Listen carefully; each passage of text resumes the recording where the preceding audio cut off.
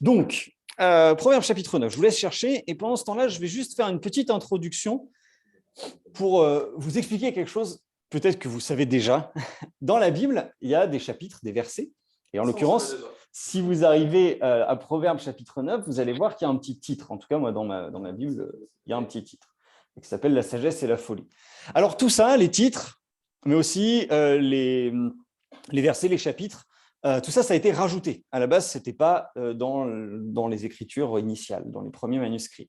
D'ailleurs, si vous connaissez la série The Chosen, j'en parle assez souvent, vous voyez les disciples parfois qui parlent, qui citent des versets de la Bible, et ils ne disent pas c'est Genèse chapitre 4, verset 2, ou ils ne disent pas c'est Zacharie chapitre 8, verset 1. Ce verset est tiré du livre de Zacharie, ou c'est tiré du livre de la Genèse.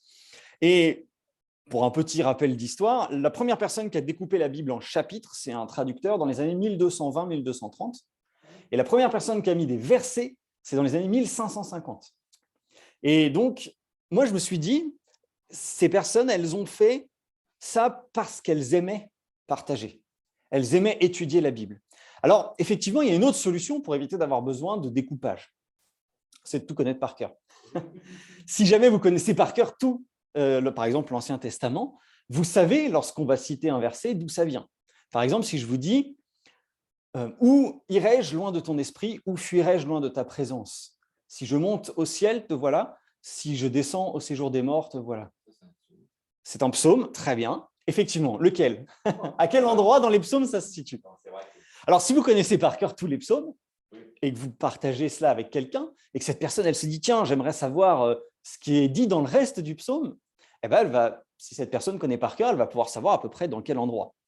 Si ce n'est pas le cas, et qu'il n'y a pas de moyen de se référencer, ben, vous allez devoir lire tous les psaumes jusqu'à trouver celui dans lequel duquel ces versets sont tirés.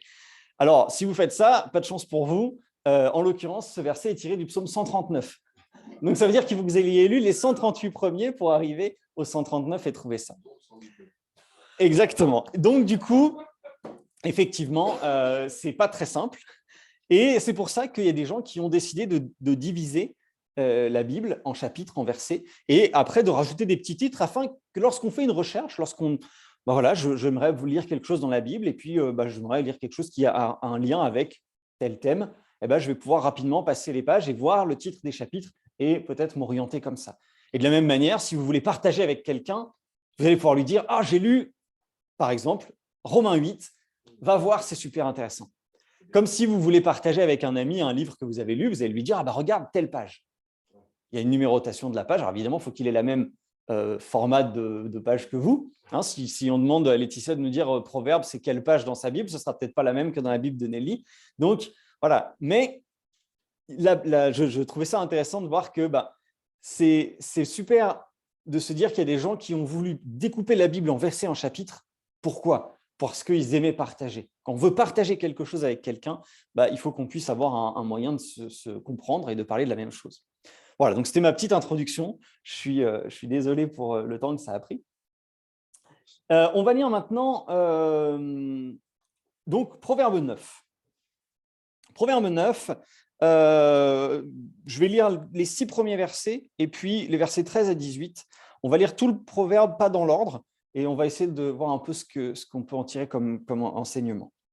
Donc ce proverbe s'intitule « La sagesse et la folie ». Donc c'est un titre qui a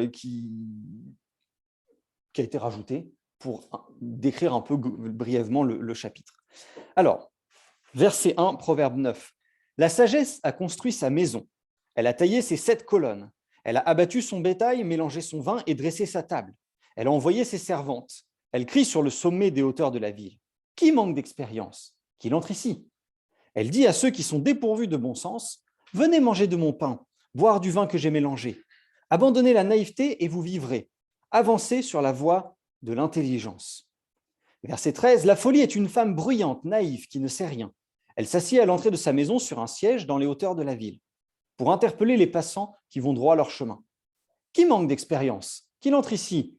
Elle dit à celui qui est dépourvu de bon sens, « L'eau volée est douce, et le pain mangé en cachette est agréable. » Et il ne sait pas que là se trouvent les défunts, que ceux qu'elle a invités sont dans les vallées du séjour des morts. Alors, Dans ce petit passage qu'on vient de lire, on voit une personnification de la sagesse et de la folie. Et de nombreuses reprises dans les proverbes, la sagesse, elle est identifiée à une femme digne. Et là, effectivement, c'est un petit peu ce qu'on peut voir.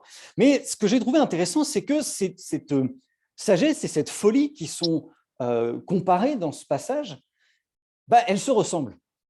Alors, en l'occurrence, c'est deux femmes, certes, mais les deux se ressemblent. Et quels sont les points communs qu'on voit? Alors, premier point commun, je l'ai dit, ce sont deux femmes. La deuxième, elles sont toutes les deux près de leur maison. Ensuite, on peut voir aussi qu'elles sont toutes les deux dans les hauteurs de la ville. Alors, les hauteurs de la ville, on peut imaginer que c'est parce que quand on est sur une position plus élevée, le son qu'on porte va plus loin, on peut toucher plus de monde. D'autres vous diront que les hauteurs de la ville, c'est parce que c'est l'endroit où il y a les plus belles maisons, peut-être, l'endroit où sont le lieu le plus riche. On peut avoir d'autres explications, mais en tout cas, elles sont dans le même quartier, on va dire. Et puis, elles font du bruit toutes les deux. Il y en a une qui crie et il est dit que l'autre est bruyante. Ensuite, elles ont la même phrase d'accroche. Je ne sais pas si vous avez remarqué, les deux disent « Qui manque d'expérience, qu'il entre ici ». Et encore une fois, les deux s'adressent au même public, à celui qui est dénué de bon sens.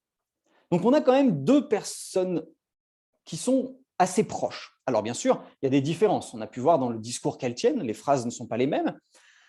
Après, il y a aussi une des deux propose quelque chose pour lequel elle a travaillé, qu'elle a préparé. Et l'autre, non. Une des deux propose quelque chose qui lui appartient, et l'autre, non. Et puis, bien sûr, les conséquences sont différentes. Dans une des deux, si on entre dans sa maison, on vivra, et l'autre, on sera dans le séjour des morts. Alors, avant de poursuivre, j'aimerais vous poser la question, est-ce que ça ne vous rappelle pas une autre histoire de la Bible, cette histoire? On parle de la sagesse et de la folie. Moi, ça me fait penser à une parabole de Jésus. Le sage et le fou qui construisent leur maison. Alors, je reviendrai plus tard dessus, mais il y a aussi beaucoup de ressemblances dans ces deux personnages. Dans l'histoire de Jésus, dans cette parabole, ce sont deux hommes, tous les deux construisent leur maison, tous les deux sont confrontés à une tempête. Après, il y a des choses qui divergent, effectivement, particulièrement dans les conclusions, mais je reviendrai là-dessus après. Et il y a une autre chose qui m'a interpellé dans ce passage, et je reviendrai dessus à la fin. Les deux personnes, la folie et la sagesse, finalement, si on résume ce qu'elles disent, c'est « viens, mange et bois ». Et ça me fait penser aussi à quelque chose que Jésus il dit à un moment dans sa vie. Et on reviendra sur ça à la fin. Alors, pour revenir à ces deux femmes, cette sagesse et cette folie qui se ressemblent, comment faire la différence? Alors, dans notre exemple, c'est assez simple. Il y en a une qui dit quelque chose et l'autre qui dit une autre chose, qui sont vraiment très différentes l'une de l'autre, mais le public auquel elles s'adressent, ce sont les gens dénués de bon sens. La personne qui est dénuée de bon sens, peut-être elle va se faire avoir. Peut-être elle ne va pas savoir faire la différence entre la sagesse et la folie. Alors, comment est-ce qu'on fait cette différence? Eh bien, on le voit au verset 10. Le verset 10 dit « Le commencement de la sagesse, c'est la crainte de l'Éternel. La connaissance du Dieu saint, voilà en quoi consiste l'intelligence. » Alors, là, on voit que ce dont on parle, cette sagesse, ce n'est pas la sagesse humaine. On n'est pas du tout dans quelque chose qui est terrestre, humain, on va dire, de notre nature. On est dans quelque chose qui est vraiment de Dieu, puisque, voilà, l'intelligence, c'est la connaissance du Dieu saint.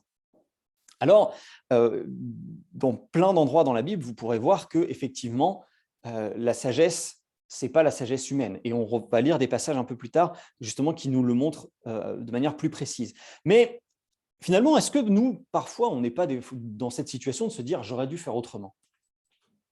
Ah, je me suis lancé dans ce projet, dans cette idée, dans cette réaction, j'ai réagi de telle façon, j'aurais peut-être dû réfléchir un peu plus, j'aurais peut-être dû faire de manière différente. Pourquoi?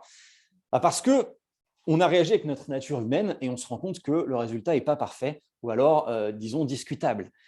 Eh bien, là, on parle d'une autre sagesse, d'une autre folie. Alors, c'est vrai qu'on parle beaucoup de la sagesse, mais la folie aussi, ce n'est pas la même que la folie de l'homme. On est sur des choses qui ne sont pas terrestres.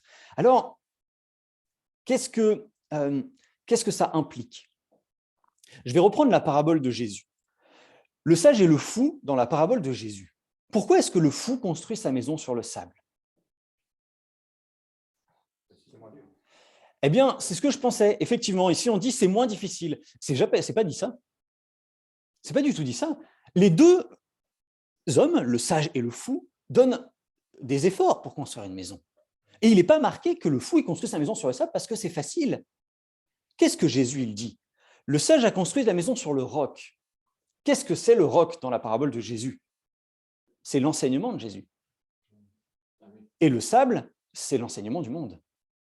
Ce n'est pas une question de facilité, ce n'est pas une question de hasard, ce n'est pas une question de destin. Le fou, il construit sa maison sur le sable, non pas parce qu'il a été feignant.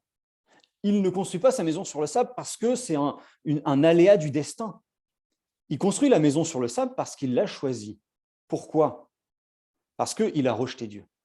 Et on va lire juste après les versets 11 et 12 dans ce passage, mais j'aimerais insister sur ce point particulier. La sagesse et la folie, selon Dieu, ce n'est pas la sagesse et la folie selon l'homme. La sagesse de l'homme, c'est de dire « j'ai une connaissance, j'ai acquis par l'expérience des notions ou des éléments qui vont m'aider à avancer dans ma vie. » C'est ça la sagesse humaine. C'est de dire, voilà, je vais me renseigner auprès de quelqu'un qui a de l'expérience, qui a vécu des choses, pour qu'il me donne des conseils. La sagesse de Dieu, ce n'est pas ça. On vient de le lire. La sagesse de Dieu, c'est la connaissance de Dieu. Et je ne sais pas si ça vous fait penser peut-être au message que Kaz nous a apporté la semaine dernière. Si je suis confronté à une épreuve et que je ne me suis pas préparé, je ne vais pas réagir de la bonne façon. Ou je ne vais pas être prêt, en l'occurrence, si je ne me suis pas préparé, je ne serai pas prêt pour gérer cette épreuve. Si au contraire, je me suis préparé, je vais être prêt. C'est un peu bête ce que je dis, mais je vais avoir plus de facilité à gérer l'épreuve. Je serai dans l'épreuve. Et bien sûr, Kaz, elle ne nous disait pas ça par rapport à une épreuve physique de foot ou de sport ou de ce que vous voulez. Non, elle disait sur le plan spirituel. Si dans ma vie, je passe du temps à lire la Bible, à prier, à passer du temps avec Dieu, lorsque l'épreuve viendra, je serai prêt à l'affronter. Parce que j'aurai pris le temps de me préparer. Eh bien, c'est la même chose avec la sagesse et la folie. Si je prends du temps pour apprendre qui est Dieu, ce qu'il dit, ce qu'il pense, ce qu'il veut, alors je serai sage selon lui. C'est comme ça d'ailleurs qu'on différencie les deux dans notre passage. L'une d'elles dit « Viens, entre dans ma maison et mange le repas que j'ai préparé ». L'autre dit « Viens et mangeons quelque chose qui ne nous appartient pas ». Si on connaît un minimum la Bible, on sait que dans les 10 commandements, Dieu dit « Tu ne voleras pas ». Et donc on sait que le fait d'aller dans cette maison où on a volé quelque chose, c'est mal. Ce n'est pas une sagesse humaine. Lorsque dans la Bible, à de nombreuses reprises, il est question de la sagesse, peut-être pas partout, mais dans la plupart des cas, c'est la connaissance de Dieu. Et finalement, quelle est la différence entre ces deux personnes? Et si on reprend la parabole de Jésus, le sage, il a accepté ou il a choisi de construire sa vie sur Dieu. Le fou, il a choisi de rejeter Dieu. Et on va lire les versets 11 et 12. Verset 11. C'est la sagesse qui parle. Oui, c'est grâce à moi que tes jours se multiplieront et que les années de ta vie augmenteront. Si tu es sage, tu l'es pour toi. Si tu es moqueur, tu en supporteras les conséquences tout seul. Choisir. Comme je le disais tout à l'heure, dans la parabole du sage et du fou, ce n'est pas de la fainéantise qui différencie les deux. Ce n'est pas le hasard, ce n'est pas le destin, ce n'est pas une quelconque force extérieure ou je ne sais quoi, ce qu'on pourrait imaginer qui fait que lui, il est fou et il construit sa maison sur le sable. Non, non, non, non. C'est un choix. Et ce verset est très clair. Tu supporteras les conséquences de ton choix, tout seul. On l'a déjà dit, je pense, mardi à la réunion de prière ou à d'autres moments. Lorsque tu seras devant Dieu, tu seras tout seul. Il n'y aura pas d'excuses. Et c'est ça la sagesse et la folie. Si je suis sage, j'ai choisi d'écouter Dieu et j'agis en conséquence. Si je suis fou, j'ai choisi de rejeter Dieu et j'en supporterai aussi les conséquences. Les conséquences, finalement, on n'y reviendra pas parce que ça ne fait pas partie de ce verset, mais on va juste relire pour illustrer un peu plus ce choix. Les versets 7 à 9 sont les derniers versets qu'on n'a pas lus. Alors, j'ai volontairement lu le chapitre entier dans le désordre. Bien sûr, si vous lisez dans l'ordre, vous avez la parole de la sagesse, puis vous allez avoir l'explication de qui et comment faire pour les différencier. Et ensuite, vous avez la description de la folie. Mais je trouvais que c'était plus intéressant comme ça. Donc, verset 7. Celui qui instruit le moqueur récolte le mépris, et celui qui reprend le méchant s'attire les insultes. Ne reprends pas le moqueur si tu ne veux pas qu'il te déteste, mais reprends le sage et il t'aimera. Donne au sage et il deviendra encore plus sage. Enseigne le juste et il augmentera son savoir. Si je résume ces 3 versets, non pas à la sagesse du monde, mais à la sagesse de Dieu, ce qui est écrit, c'est que ça ne sert à rien d'essayer de convaincre celui qui a rejeté Dieu. Dans ce petit passage, on voit vraiment le lien avec le choix. Si on prend sur un exemple terrestre, vous êtes confronté, je pense que vous l'avez déjà vu, à quelqu'un qui se moque de quelqu'un d'autre. Si vous intervenez, vous savez qu'il y a beaucoup de chances pour que la moquerie se détourne de la personne vers qui s'était tournée pour aller vers vous, ou du moins que la personne s'en prenne à vous par la suite. De la même manière, si vous vous êtes confronté, que ce soit dans votre famille, dans un collègue de travail, un ami, que cette personne vous raconte, à vous ou autour de vous, une situation de conflit dans sa famille, vous savez que le conflit ne pourra se régler que s'il y a le pardon. À un moment ou à un autre, quelle que soit la situation, quel que soit… Voilà, il faudra un moment ou à un autre qu'il y ait le pardon pour que le conflit se règle complètement, ce qui est finalement assez logique. Si c'est un ami très très proche, un collègue de travail très proche, quelqu'un avec qui vous entretenez des relations fortes, vous pourrez lui expliquer qu'il va falloir un moment ou un autre pardonner. Et si c'est quelqu'un de proche, peut-être qu'il vous écoutera et vous dira « moi, je ne suis pas capable de pardonner » ou « jamais je ne pourrai lui pardonner ». Si par contre, c'est quelqu'un que vous côtoyez peu, vous risquez de vous attirer sa colère, son animosité.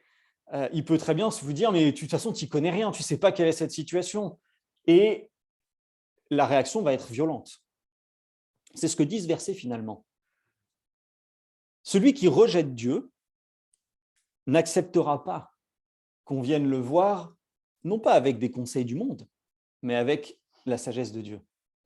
Celui qui accepte Dieu, en contraire, un frère dans la foi, quelqu'un qui a un cœur pour Dieu, s'il fait une erreur et que vous allez le voir, s'il a vraiment un cœur pour Dieu, il sera content d'être repris. Peut-être pas sur le moment, il se sentira peut-être mal à l'aise, peut-être que ce sera difficile, mais il sera, a posteriori au moins, content d'avoir été repris, parce qu'il aime Dieu. Et qu'un frère vient le voir en lui disant « attention, voilà ce que la Bible dit ». Tandis que si vous vous adressez à quelqu'un qui a rejeté Dieu, il ne l'acceptera pas. C'est vraiment une question de choix. Et c'est vraiment, comme je le disais, la sagesse et la folie dans ce passage, mais dans quasiment toute la Bible, ce n'est pas la sagesse de l'homme, ce n'est pas de l'expérience, ce n'est pas des conseils, c'est la connaissance de Dieu. C'est quelque chose de très différent.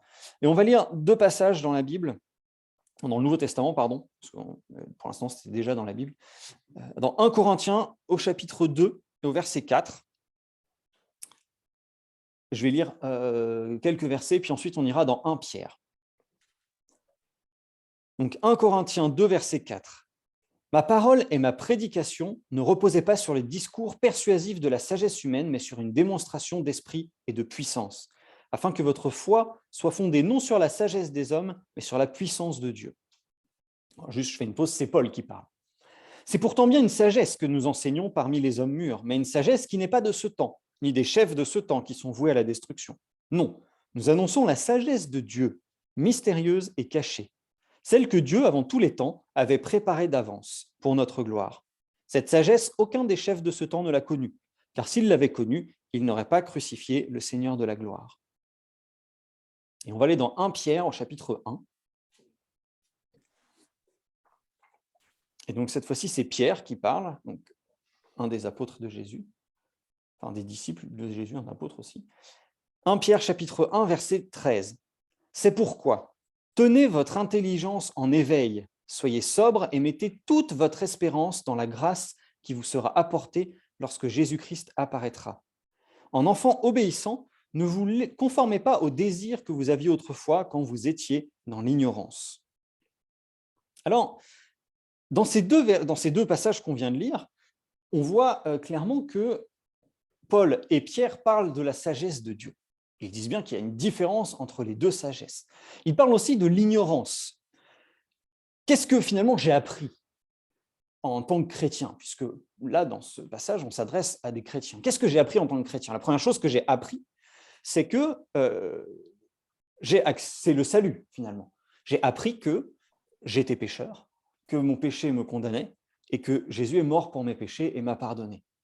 En apprenant cette sagesse de Dieu, qui semble folie aux yeux des hommes, si on reprend, effectivement, c'est Dieu, il est venu, il s'est fait homme, il est mort à notre place, alors que lui n'avait pas péché pour qu'on soit pardonné.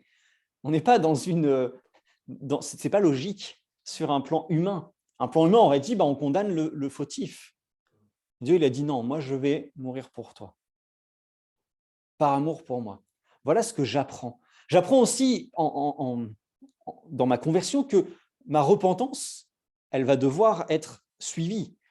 Tous les jours, je risque de faire une faute, de pécher, et il faut que je retourne vers Dieu, me remettre à genoux, lui demander pardon. Ça ne veut pas dire que ça efface le pardon que Jésus m'a donné, mais il faut constamment que je fasse attention à mon attitude, que je veille sur mon cœur, de ne pas me laisser, comme le dit Pierre, endormir. Si on doit faire attention à rester en éveil, à garder notre intelligence en éveil, là encore, ce n'est pas l'intelligence du monde, c'est garder toujours à notre conscience ce que Dieu dit. Lorsque je suis dans une situation, lorsque je suis en famille, lorsque je vais parler, gardons à l'esprit qu'est-ce que Dieu dit.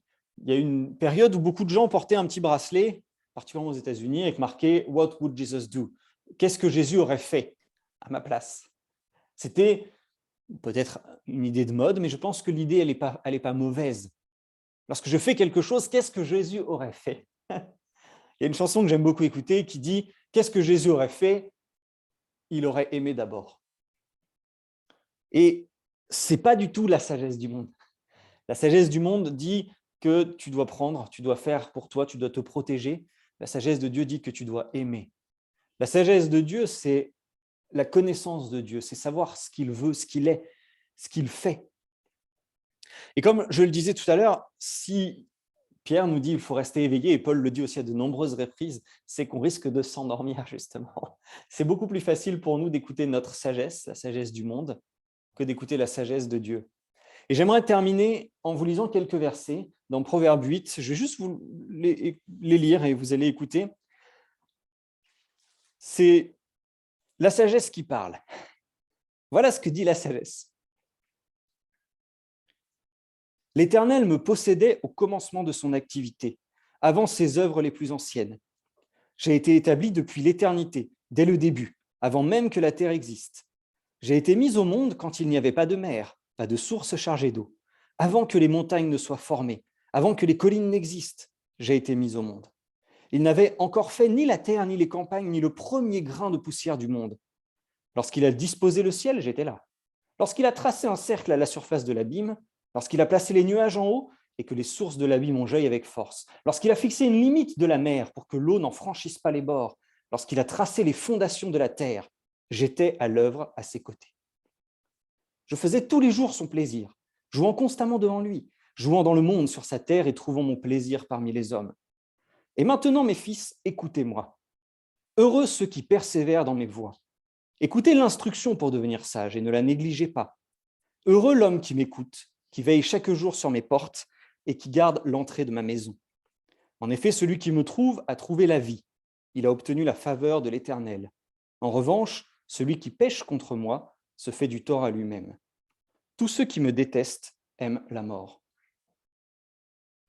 Je n'avais jamais fait attention à ces versets. Pourtant, j'ai lu les Proverbes plusieurs fois. Qui parle? C'est la sagesse qui parle, mais je me suis vraiment posé cette question, qui parle? J'ai l'impression de lire une description de Jésus ou du Saint-Esprit. Alors peut-être que c'est simplement la personnification de la sagesse de Dieu, une façon de dire que la sagesse de Dieu, elle était là dès le début et que ce n'est pas la sagesse de l'homme. Je n'ai pas de réponse, je ne vous donnerai pas la réponse aujourd'hui de qui parle dans ce verset.